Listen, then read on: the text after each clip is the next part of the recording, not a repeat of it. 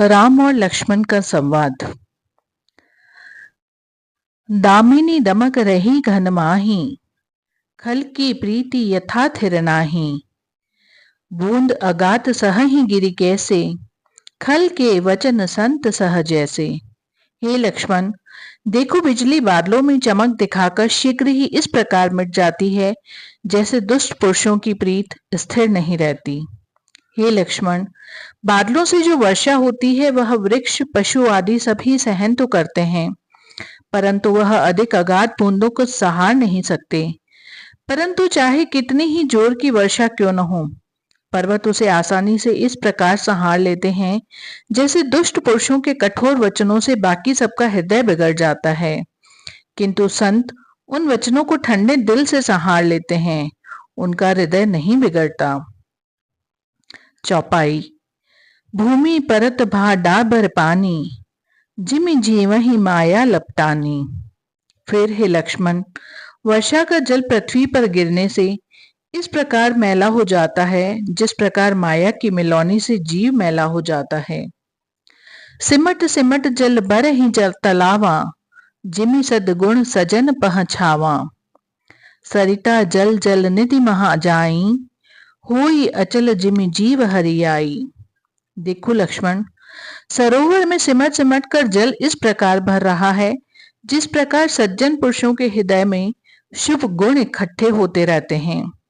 नदियों का जल समुद्र में जाकर इस प्रकार स्थिर हो रहा है जिस प्रकार जीव अपने मालिक से मिलकर अचल अर्थात अडोल हो जाता है। हरित भूमि तृण संकुल, समझ परे नहीं पंथ।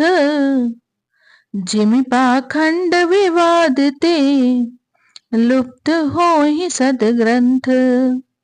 हे लक्ष्मण, वर्षा ऋतु के कारण पृथ्वी हरे घास से इस प्रकार आच्छादित हो रही है और मार्ग नहीं सोचता जिस प्रकार पाखंड और वाद विवाद के प्रभाव से यथार्थ ग्रंथ लुप्त हो जाते हैं, अर्थात उधर कोई ध्यान नहीं देता।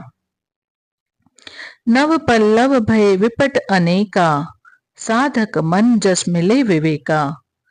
वन के वृक्ष नवीन पत्तों से संपन्न ऐसे सुहावने बन गए हैं जैसे परमार्थी जीवों के हृदय विवेक विचार को पाने से सुंदर बन जाते हैं। अर्क जवास पात बिनु भयऊ, जिमि सुराज खल उद्यम गयऊ। खोजत कतहु मिलई नहीं धूरी, करे क्रोध जिमि धर्म ही दूरी। आक और जवासा वर्षा ऋतु के कारण सूखकर इस प्रकार बिना पत्तों के हो गए हैं जैसे अच्छे राज्य में दुष्ट पुरुष अपने खोटे कर्तव्य से हीन हो जाते हैं।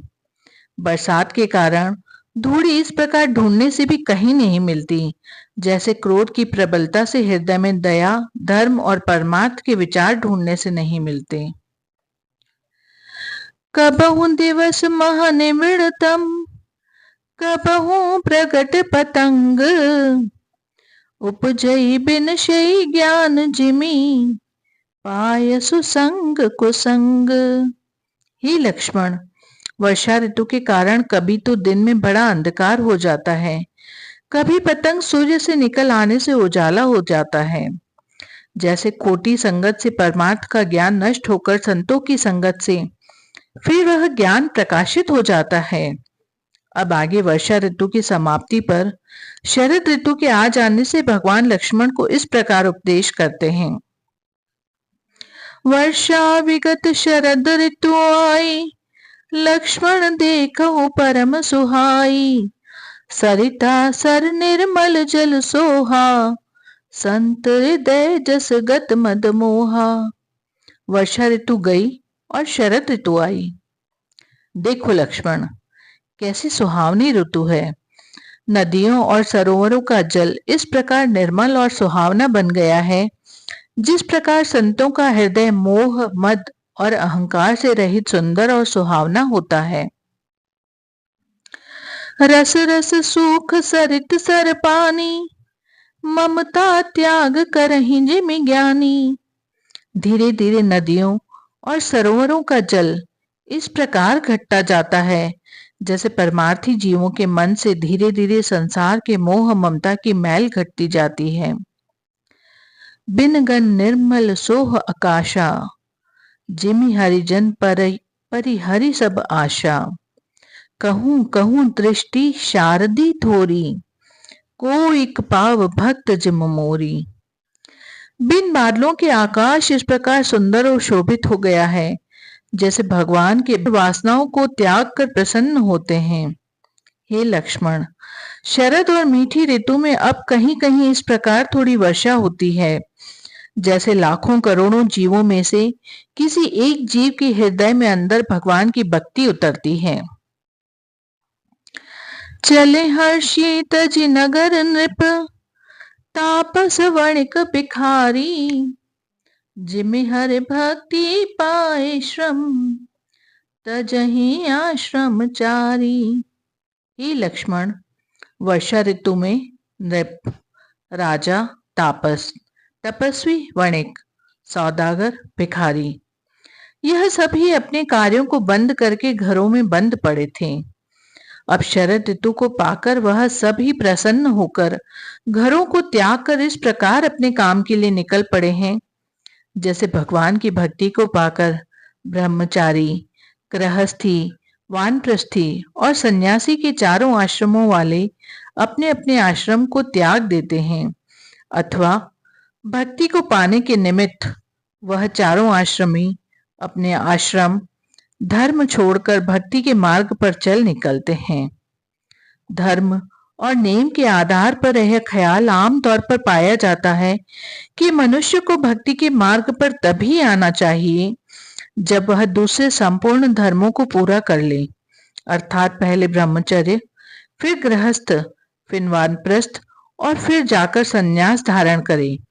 ऐसा अक्सर लोग कहा करते हैं, परंतु देखने में यह आता है कि यह ख्याल केवल कथन तक ही सीमित है, अमली तौर पर कुछ भी नहीं, और न ही इसमें कुछ सफलता है। वह इसलिए कि इस शरीर की आयु का कोई ठिकाना नहीं कि कितनी है और कब इसका अंत हो जाता है। यदि मनुष्य इस विश्वास के साथ हाथ पर हाथ धरकर बैठा रहे कि वह अंतिम अवस्था में भक्ति में लगेगा, तो यह उसकी परम भूल है और मन का बहाना है। वास्तविक बात यह है कि मालिक की भक्ति का मार्ग सबसे ऊपर है। इस पर चलते हुए भक्त को कोई भी धर्म और आश्रम बंधन नहीं डाल सकता, और न ही सच्चे भक्त को किसी कर्म, धर्म और आश्रम का बंधन रहता है।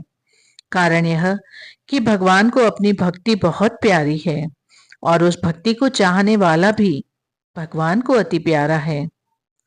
भगवान दयाल स्वरूप हैं, या यूं कहना चाहिए कि भगवान के दो स्वरूप हैं, एक निराकार, दूसरे साकार। साकार रूप भगवान का दयालु है और निराकार रूप न्यायकारी है। जो लोग निराकार के मार्ग पर जाते हैं उनके साथ न्याय होता है, अर्थात जैसे वह कर्म करते हैं वैसे ही कुदरत कानून के अनुसार उनको फल मिलता है। वह मार्ग कानून और इंतजाम का मार्ग है। वहां सारी कार्यवाही कानून और इंतजाम के मुताबिक होती है। परंतु भक्तों का मार्ग इससे निराला है। वह जब अपना बल बुद्धि हार कर भगवान की शरण हो जाते हैं तो उनकी रक्षा भगवान स्वयं करते हैं। उन पर काल का कोई भी कानून लागू नहीं हो सकता। इसलिए भगवान ने लक्ष्मण को साफ कह दिया कि भक्ति मार्ग पर आने के लिए चारों में से किसी भी आश्रम में होता हुआ मनुष्य उनको त्याग सकता है, क्योंकि यह प्रेम का मार्ग ही ऐसा है। कबीर साहब की वाणी है, जहां प्रेम तहां नाम नेम, जहां प्रेम तहां नेम नहीं, तहां न बुद्धि व्यवहार। प्रेम मगन जब मन भया, कौन गिने तिथिवार। प्रेम भक्ति का मार्ग एक ऐसा मार्ग है जहां नेम आदि आपसे आप छूट जाते हैं। जैसे फल के लगने से फूल आपके आप गिर जाते हैं और फिर वहां बुद्धि का व्यवहार भी काम नहीं देता, अर्थात अकल की दौड़ धूप भी समाप्त हो जाती है। जिस समय मन प्रेम में मगन हो जाता है तब तिथिवार को कौन पूछता है। आगे चलकर भगवान लक्ष्मण को और उपदेश करते हैं। सुखी मीन जह नीर अगाधा, जिमि हरि शरण नए को बाधा। फूले कमल सोह सर कैसे, निर्गुण ब्रह्म सगुण भय जैसे। हे लक्ष्मण, तालाब और नदियों में जहाँ अथाह जल है, वहां मछलियां इस प्रकार सूखी हैं, अथवा अथाह जल में मछलियां इस प्रकार स्वतंत्रता से रह रही हैं, जैसे भगवान की शरण हो जाने पर जीव को कोई बाधा नहीं रह जाती, अर्थात वह हर प्रकार से सुखी हो जाता है। हे लक्ष्मण, खिले हुए कमलों के साथ सरोवर कैसे सुंदर लग रहे हैं, जैसे निर्गुण ब्रह्म सरगुण रूप धार कर सुंदर लगता है। शरदा तप निशि शशि अपहरई, संत दर्श जिमि पातक टरई।